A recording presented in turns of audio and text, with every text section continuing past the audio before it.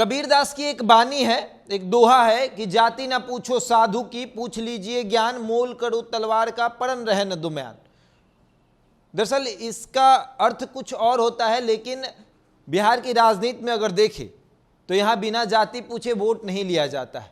अगर आपके समाज के नेता हैं तो शायद आपके बारे में सोचेंगे, अन्यथा अगर आपके समाज के नेता नहीं है तो आपके बारे में नहीं सोचेंगे।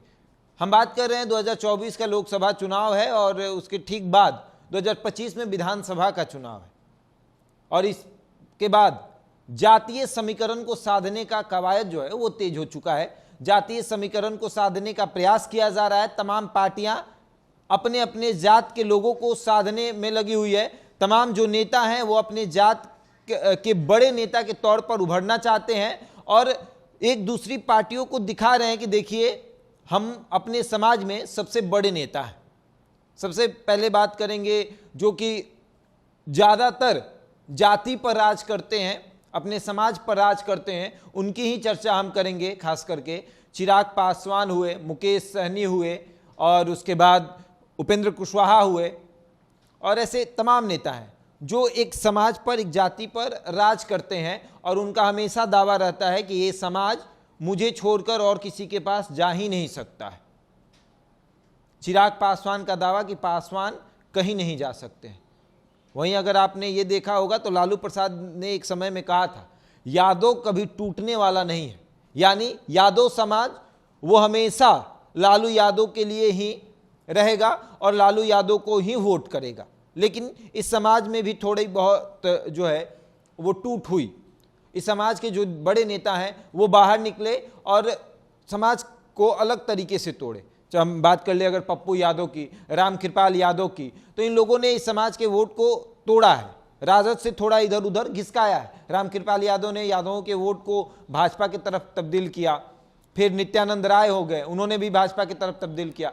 पप्पू यादव ने खुद अपनी तरफ तब्दील किया, और अब जो भी बचा वो लालू यादव का। उसके बाद वाई समीकरण, यानी मुसलमानों पे भी लालू यादव का राज रहा, और अब उनके बेटे A to Z की बात करते हैं, तमाम समाज पर अपनी पकड़ बनाने की बात करते हैं।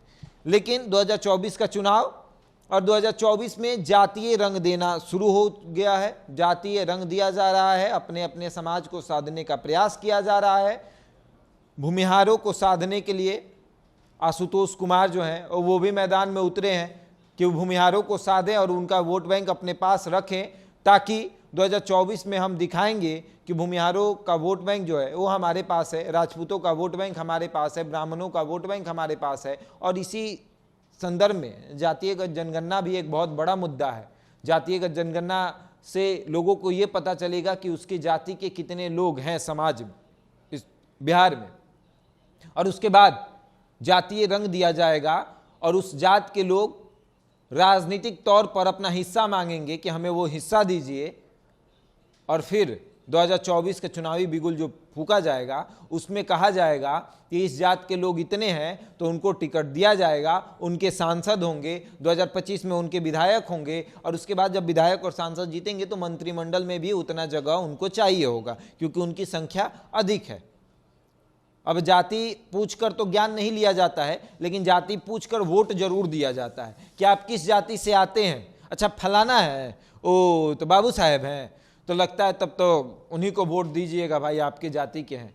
अच्छा आप यादव हैं, तब तो आप उन्हीं को वोट दीजिएगा। एक माइंडसेट जो है वो तय कर लिया गया है बिहार में कि राजपूत हैं, अगर स्वर्ण है तो आप तो भाजपा को वोट दीजिएगा, यादव है तब तो आप राजद को वोट दीजिएगा, अच्छा मुसलमान है तब तो आप राजद को वोट दीजिएगा, बीजेपी को तो आप दीजिएगा नहीं, अच्छा कुशवाहा है जेडीयू को वोट दीजिएगा, उपेंद्र कुशवाहा को वोट दीजिए, पासवान है चिराग पासवान। एक माइंडसेट तैयार हो गया है, और खास करके अब बिहार की जनता इस माइंडसेट को बदलना चाहती है, बदलने का प्रयास भी कर रही है, और हर संभव वो चाहती है कि 2024 और 25 में हम दिखाएं कि बिहार में जातीय रंग अब काम नहीं आएगा। लेकिन फिर भी यहाँ के नेताजी लोग जो हैं वो जातीय रंग देते हैं और जातीय रंग पर ही वोट लेते हैं, और उनका भी मानना है कि बिहार मतलब जाति का एक बहुत बड़ा हब है, यहाँ जितना जाति जाति करिएगा उतना आगे बढ़िएगा।